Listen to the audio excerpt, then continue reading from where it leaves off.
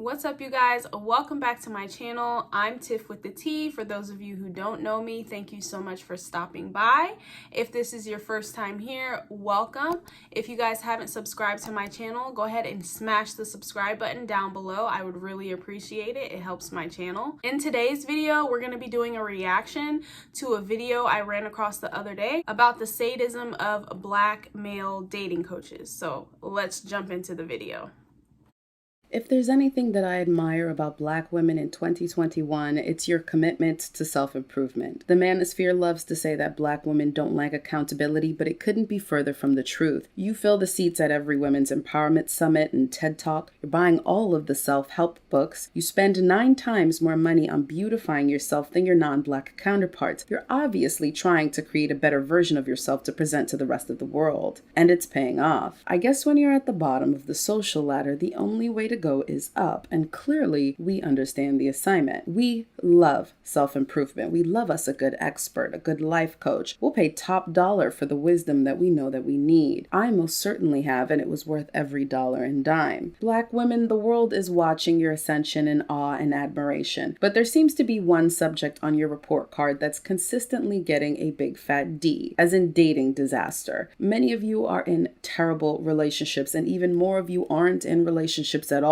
For some, this is by choice, but for many of you, there's something very wrong happening. And it doesn't make any sense because you're buying all of the dating books, you're watching all of the dating gurus. I was in a room on Clubhouse last night talking about resting in your femininity, and it had almost 600 Black women in the audience listening to men tell them to learn to submit. I've never had any one of my Asian friends mention a dating book that they were reading. I've never heard of a dating coach for Latin women. I guess white girls have The Bachelor, and they do have a few dating coaches, but their single rates are dwarfed by yours. And I've never seen a Clubhouse room with 600 20-something-year-old white women trying to figure out how to get a quality man. Now, I've heard all of the modern day complaints that Black men have about Black women. They do make a few points, but if you let them tell it, you're all single because you're fat, masculine feminists with standards that are way too high who won't submit. Masculine, certainly some of you are. Yes. All the dating coaches that I have seen in the Black community, Kevin Samuels, Derek Jackson, not so much, but the fact of the matter is he's disgraced at this point. Who's even listening to him anymore? But the manosphere in general is telling Black women that we're not good enough, we're not pretty enough, we're unruly, we're not feminine enough. And this is a rhetoric that I've been hearing a lot lately. Even if you listen to Kevin Samuels too much, you'll start to believe that the problem is Black women. But there has to be something bigger than that, because like she said, Black women are spending the most on beauty products, the most on these dating they're investing the most time watching these dating gurus and trying to gain the knowledge that they need to be in healthier, happier relationships. They're investing monetarily in resources that should better their outcome. So we really have to examine the larger picture of, if they're doing all these things, trying to invest in better relationships, seeking advice, going to people who do seem to have more experience than they do, where's the disconnect? It's got to be bigger than just the Black woman, right? But that's not the reason all the Southern belles and the church girls are single too. What's their excuse? Feminist? White women pioneer fourth wave feminism in this country, and Black men can't get enough of them. Same goes for the overweight convo. Give me a break. And standards way too high, that one is a joke. If you think Black women's standards are higher than Asian women and Latino women and white women, I don't think that we're living on the same planet. Obviously, we're doing something wrong here, but it can't just be that all of you are terrible partners. In fact, I'm certain that isn't the case. While Black couples have the highest rate of divorce of all couples of all races, when they split up and marry interracially, Black men's divorce rates go up even higher, which is kind of normal. Interracial couples have higher divorce rates than couples of the same race, but you are an exception to that rule. When you marry interracially, your divorce rate goes down. Maybe this problem... That's very interesting. When Black women are marrying outside of their race, their divorce rate goes down significantly. Think about that for a second. Isn't all you, and yet you're being inundated with messaging that says that it's mostly you. With dating results this bad for Black women, the advice that you're getting on dating needs to be examined, as well as the people who are giving it. Recently, there's been a lot of talk coming from Black men about what a high-value man is and how to get one and how to keep one. With Black men being socially and economically on the bottom in almost every country in the developed world, I don't know how the irony got lost on them when they think they're the experts on the topic of high value. The dating coaches that you all... Ooh, did you see what she just said there? Fellas, I know that had to hurt. Sis just read you guys for filth, okay? Know and love aren't necessarily dusty, but most of them don't have any professional qualifications either, and this is still the most divorced demographic in the country, dating gurus included. The Black men giving out relationship advice are often never married or divorced 2 and even 3 times, and some... Yeah, I gotta say, Kevin Samuels, he is twice divorced. Not once, but twice. Yet he's giving out this information to women as if he has it all figured out. With divorces pending, perhaps. But their rhetoric isn't about relationships or marriages or happy homes. It's about them. It's a sounding board for their pathology, their demands, a manifesto on what women need to do to make sure that Black men get everything that they want. And you, Black women, a group of people whose self-esteem is generally tied up in whether or not you get picked, are the perfect audience for that kind of message. Now, I made a video about Kevin Samuels a couple of weeks ago, and if you want to know more about... See, I'm sorry I keep on pausing this video, but this is just touching a nerve, because Black women, we have been told for generations, for centuries even, that we're lesser, we're less beautiful, we're less capable, we're just lesser than our white counterparts or our Asian counterparts or our exotic counterparts. And it's so interesting because at the same time, they're still telling us this to this day, in the media, on television. It's still a struggle for Black women to be recognized in the same way that white women or Asian or Latina women are. And yet we're in the age of the fat transfer, of making your booties bigger, your lips bigger, taking Afrocentric features from Black women and putting them on Latina women or white women or women of different nationalities, Asians. These are the same things that you've been telling us for centuries are undesirable, and yet it's desirable on a different race. It's heartbreaking at times to be a Black woman and see things like that and be told you're not good enough. We don't want you, we want her. Like she said, so much of our confidence is wrapped up in whether or not we have a man, whether or not we've been picked as a wife, as a spouse, as a partner. And it says a lot more to me about society than it does about the Black woman. What makes him a terrible dating coach, check it out after this. But I really just want you to understand for this video one thing about Kevin Samuels, the YouTuber who claims to know what wealthy men are thinking. And that thing is the approach that Kevin Samuels takes when he's giving out some of his quote-unquote advice. I'm sorry, you're 5'8"? I'm 5'8". You're about the size of Emmitt Smith or Barry Sanders was. You're running back size. Okay. You can hit the A-gap like a motherfucker. Yeah, all right. I accept So don't that. come in here and talk about what men should not be able to do when they got to accept somebody who can run out the power I.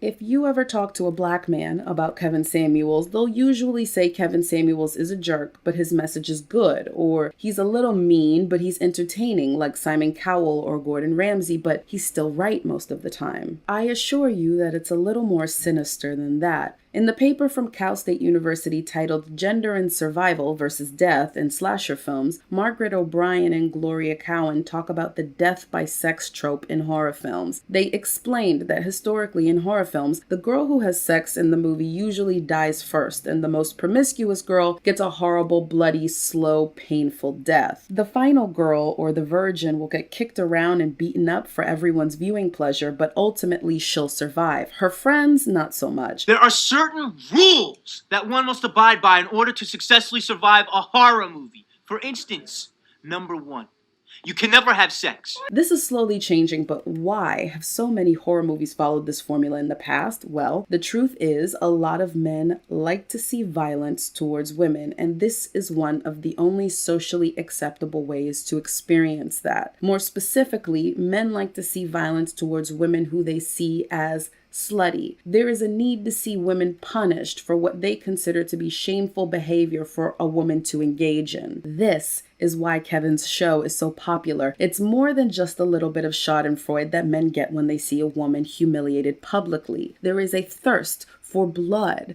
that needs to be quenched. You city girl listening, hot girl summer having harlots need to be stoned. You need to pay for your sins. You need to be punished. How silly of you to call into his show thinking that you're actually going to get something of value out of it, or even worse, that you have a point that you're going to successfully get across to these men who paid to see you stoned to death. Make no mistake about it, you are the bull in the Colosseum, and Kevin Samuels is the matador making a show out of you, asking you questions about your dress size and age, building up tension until he cuts your head off. And these dusties are paying top dollar to see that happen. But apparently underneath all of that, Kevin Samuels is supposed to have some really good points, which I could only sum up as high-value men want women who are young, beautiful, thin, and submissive with no previous children, of which most of you won't qualify, and thus you won't be able to get a high-value man, so you need to settle before you hit the wall. Of course, that won't explain how she married a millionaire, or how she married a millionaire, or how she married a millionaire. And Kevin Samuels is never going to admit to you that most high-value men are not married to trophy wives, and even if he had the real formula to get a high-value man, he would never give it to you because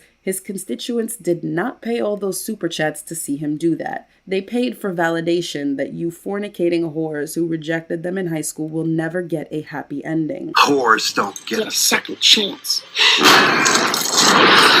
Now, not all black male dating coaches are as aggressive as Kevin Samuels on the surface. Many of them seem to come in peace. They preach black love and might even sprinkle a little bit of faith on top for good measure. But when you just sit and listen to them talk, you realize that what's being discussed is more of the same. I'll give you an example. I sped this clip up of Anthony O'Neill and Stefan Speaks for brevity, but if you want to get a better listen, feel free to slow down the playback speed on this video. What advice do you have for men who want to understand women? Then I want you to come back around. What advice do you have for women who want to understand men? Okay. So there's so much we can say here. Okay. But what I feel that I need to say is men need to first understand. Essentially, we have to decide what kind of life we want to live. And the reason why I'm saying that is because I'm seeing a lot of men say, well, women nowadays want 50-50, so I'm going to do this. Like, you're responding to what you feel is the times of the day. And instead of focusing on creating the life that you want and you desire. Yeah. And in doing so, you're essentially letting women, society, other people lead and dictate to you. As a man, you need to lead in your life. You need to lead and be an example to others of what you want and stand strong in your beliefs. Stop going with the wind right now and how other people are moving. Who cares how other people move? How you want to move? You know what I'm saying? So to me, like, that's where men need to begin. They need to really figure themselves out and really make sure they're setting themselves up for what they desire. Okay. You know what I'm saying? So you're talking about, like, for myself, I need to have a clear vision on where I'm going in life and what I'm doing. Yes. And then include her into that. Am I hearing that correct? Absolutely. Okay. Number one, understand women love men with a plan, with vision, with purpose. Okay. All right. Okay. And so, and when you don't have those things, you're so easily swayed, not just by one woman, but by many women. It's very easy to get distracted and fall off track. So you need to find that path in your life first, which is going to help you stand strong in what you need to do, but also seek more clearly who fits into your life. I always say, if you don't know where you're headed, you don't know who belongs on that path with you. You know what I'm saying? So it's like, yo, figure it out. And I think as men, we have not been taught how to figure this out. We've just, go get a job, go get a chick. No, what is your purpose? What do you need to be doing in life? And let's now focus in and lock into that. And then, yes, everything else can start to fall into place.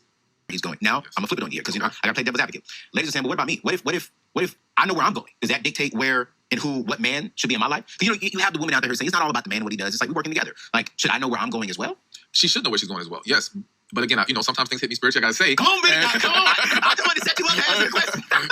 I think the problem is, a lot of women will say, well, I know what I'm trying to do with my life. No, you know what your parents told you to do. You know what society pushed you to do. You know what your fear of not relying on a man pushed you to do. But you have not figured out who you are and walked in your truth. And so now what happens is, in one example, you become this career woman, you pursue this career, you become super successful, but at the core of who you are, you want a family, you want a man, you want a relationship, but you become so detached from that, and now you hide behind your work, you hide behind God, and now when that man comes, you don't know how to even come together with his life, because you want him to be convenient to you and where you are, because it's too hard to now have to dismantle what you have built, but you built it on your foundation, not God's, not purpose, not on the direction you were supposed to be moving in. I could spend an hour pointing out everything wrong with this clip. But on a macro level, I want to point out that these are two black men discussing what both men and women need to be doing to find relationships. You'll notice that these men feel qualified to have these conversations with or without women in the room. It's because they believe they know exactly what you need. You'll see Hafiz from the Roommates podcast do this all the time. When a woman is really in love with a man, when she really respects him, she becomes utterly dependent upon him. But in this clip, when Anthony is about to offer up your perspective for you, he says, let me play devil's advocate. I gotta play devil's advocate. Interesting choice of words. I'm sure Anthony isn't intending to be controversial here, but playing the devil's advocate is a debate practice. It's when you argue from a position that you don't agree with so that the other person can come up with more arguments to help you dismantle that position. Anthony is asking Stefan to shut down your position, a position he assigned to you, because there's no women in the room. He's asking for a rebuttal. Why would anyone need to play devil's advocate in a conversation that's meant to find common ground between two people? Because that's not the goal. There is a clear protagonist and an antagonist in this scenario. On the one hand, there's the protagonist, the black man, who's on a journey to find his path and purpose in a modern day dating culture that wants him to be equal to women or 50-50. And then there's you, the woman who's already on her path, already knows what she wants. That's an obstacle to him, that's threatening to blow him off course with her wants and needs. Yes, you black women, you should know where you're going, but is that really where you want to go? No, it's pressure from your parents. It's your fear of relying on men. You don't know what you really want. You don't know who you really are. You don't want success. You want a man. Sure, other women can have a life of their own and a purpose, but since you want these men, black men, and these men don't have a purpose or a plan, you can't have one either, because these men need to be in charge.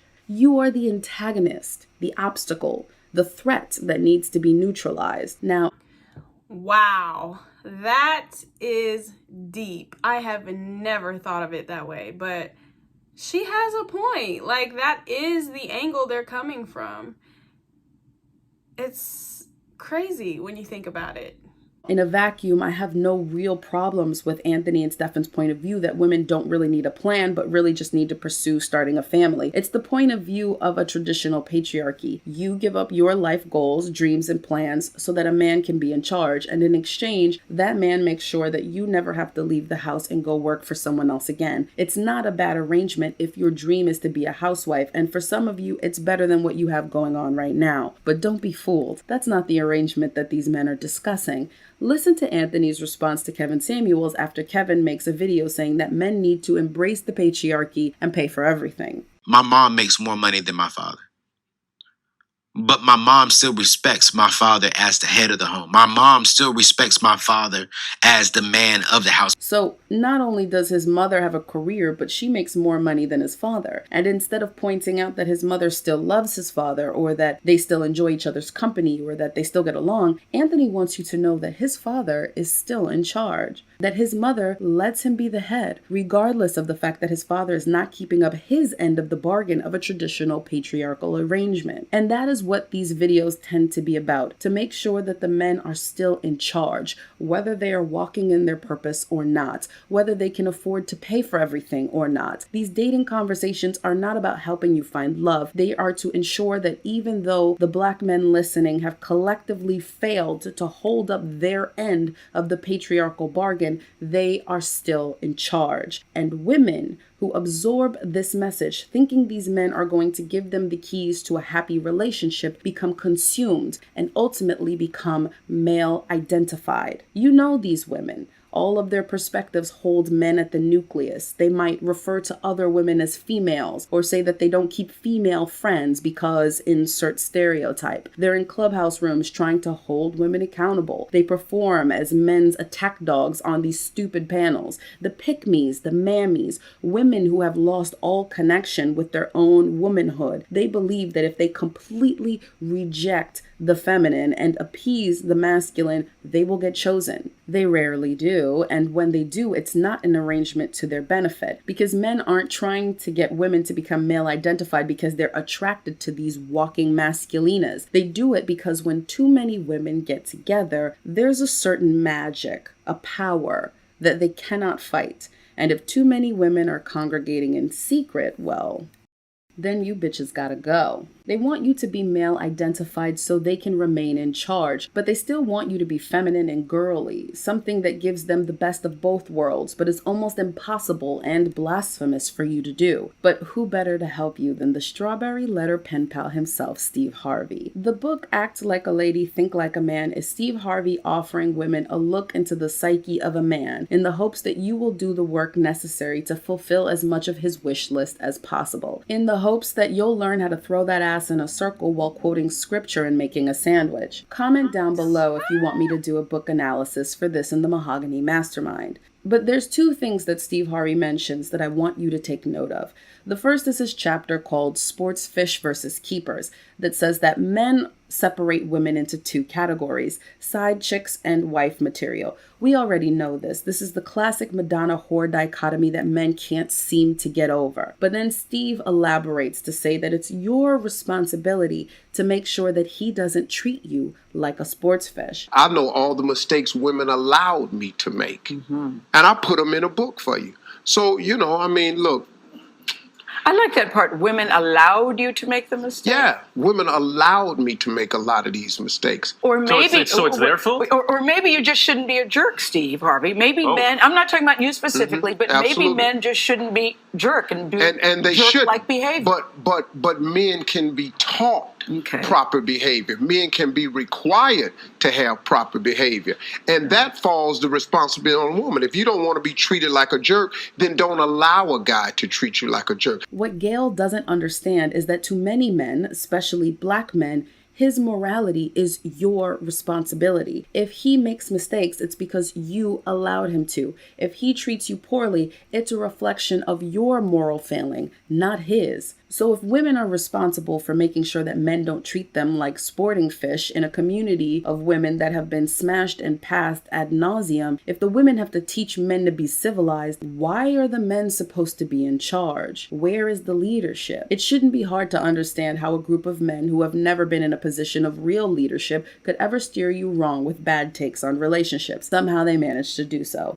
Leaders are supposed to take the lion's share of accountability, but here they are trying to foster it off onto you. Here's Steve Harvey trying to make the collective mistreatment of black women the fault of black women. I'm not surprised at all. The next one is his chapter on cheating. For the love of God, I don't understand why so many women are obsessed with understanding why men cheat, but Steve does a good job telling the truth. Men cheat because they can. They cheat because the opportunity presents itself and they can do it usually without getting emotional. Steve admits that he's never met a man that didn't cheat, and the data shows that black men cheat significantly more than men of other races. Steve also says that most men can't go more than a month without sex before they start looking for it elsewhere. He just casually waves away the fact that most men will break their wedding vows as just being par for the course. And he doesn't really offer up any consolation for black women except to say, don't take it personally. I don't know if this is why Steve Harvey's been divorced 3 times, but I'm sure it doesn't help one's marriage to believe that you don't have to be a good husband in order to think of yourself as a good man. When you accept that these men believe that they are allowed to pursue their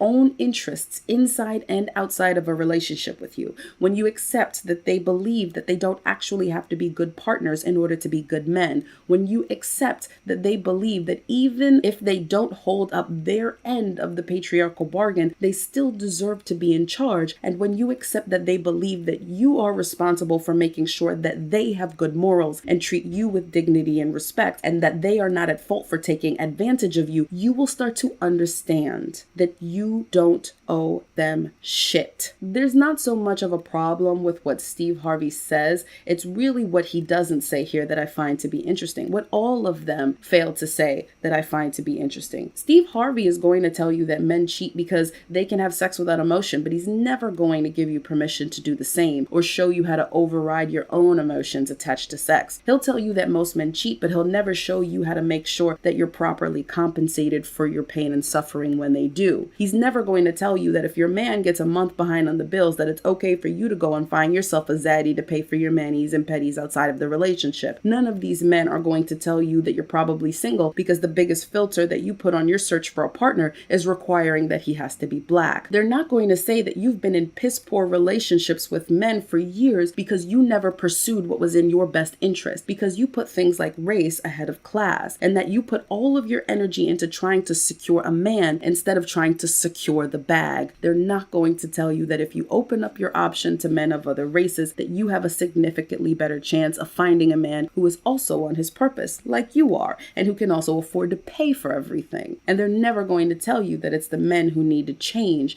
and they don't have to change, because black men know that your loyalty to them is a guaranteed outcome no matter what they do. But you keep running to these men and hanging on to their every word, trying to prove your commitment to black love and trying to prove your loyalty to black men. I said this in my live stream and I'll say it again. Loyalty does not beget loyalty. Love does not beget loyalty. Submission does not beget loyalty. Leverage begets loyalty.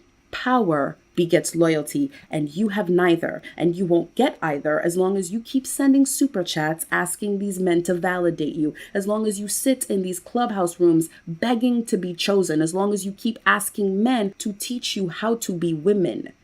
As long as you keep betraying your position, what effort do they need to put in?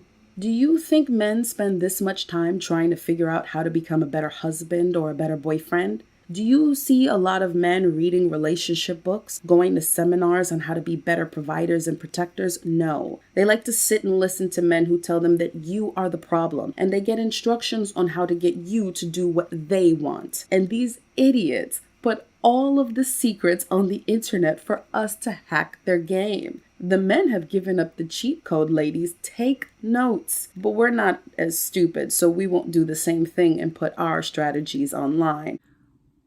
Wow. She said a lot of things that just blew my mind.